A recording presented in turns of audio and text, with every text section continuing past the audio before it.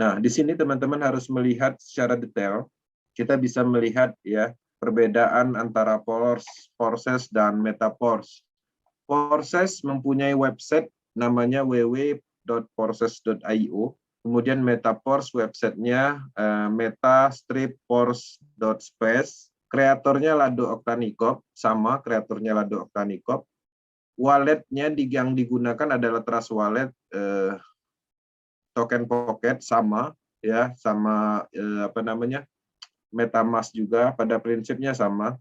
Kemudian blockchain-nya yang berbeda di sini kita bisa melihat kalau Porses.io menggunakan blockchain Binance, kalau blockchain-nya Metapors menggunakan Polygon.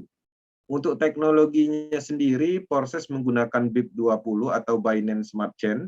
Untuk Metapors teknologinya itu ERC20 Postchain atau plasmanya Ethereum teknologi. Nah, untuk alat transaksi pembelian level programnya kalau di Porses BUSD itu Porses menggunakan BUSD, kemudian ada juga yang menggunakan Ethereum dan Tron, ada 3. Nah, kalau untuk Metapors pembelian level programnya menggunakan DAI Stablecoin. Oke. Gas fee-nya kalau di Porses itu menggunakan BSC, Binance Smart Chain, ya, atau BNB. Kemudian kalau untuk di Metapors menggunakan Matic Polygon. Oke. Kemudian untuk matriknya di program Porses itu ada namanya matrik X3, X4, Triple X, dan X-Gold. Ada 4 matrik. Nah, kalau di sini kita bisa melihat ada namanya matrik klasik, ada juga namanya BOS matrik ya. Artinya secara komponen matrik Porses BUSD itu ada semua di dalam Metapors, bahkan disempurnakan yang mana di sini tidak ada S2 ya, nggak ada X2, tapi di Metapors ada namanya X2 nanti di BOS. Jadi BOS matrik itu terdiri dari 5 matrik gabungan yang digabungkan di dalam urutan level program. Kemudian di Porses itu nggak ada reactivation, tapi di situ ada namanya freeze pembukuan. Di situ juga tidak ada auto. Di Porses juga tidak ada NFT marketplace, tapi di sini ada ya. Nah, jadi ada banyak sekali perbedaannya. Di sini produknya poinnya hanya matrik aja ya. Ini aja produknya, artinya kita murni memasarkan matrik sistem. Tapi kalau di sini ada banyak produk, kita bisa memasarkan matrik sistem itu sendiri, kita bisa memasarkan NFT itu sendiri, kita juga bisa memasarkan Porcoin itu sendiri dan lain-lain. Ya, ada banyak sekali cerita kita di dalam pemasaran Metapors ke depannya.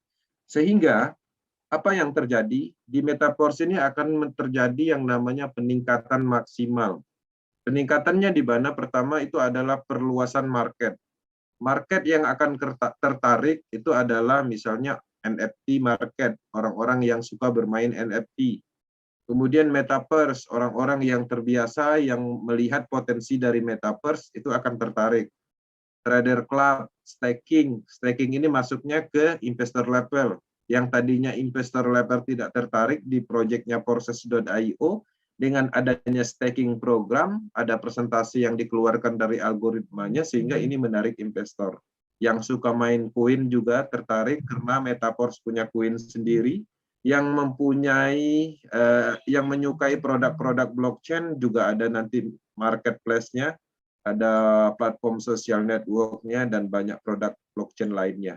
Jadi cukup luas ya. Selain perluasan market, juga di sini terjadi yang namanya perluasan sumber uang.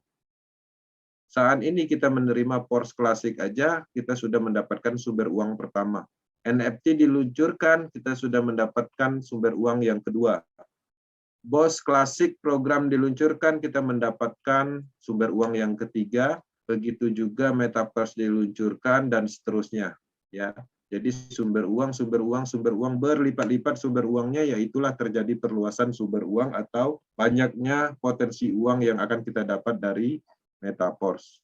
Selain dari itu juga pastinya perluasan ilmu pengetahuan. Mungkin di dalam pengembangan Porses.io kita tidak mendetailkan Metaverse, NFT, tapi ke depannya di proyek ini pasti kita akan mendetailkan tentang Metaverse, NFT, uangnya di mana. Seperti itu. Artinya banyak sekali peningkatan-peningkatan yang akan terjadi di Metaverse.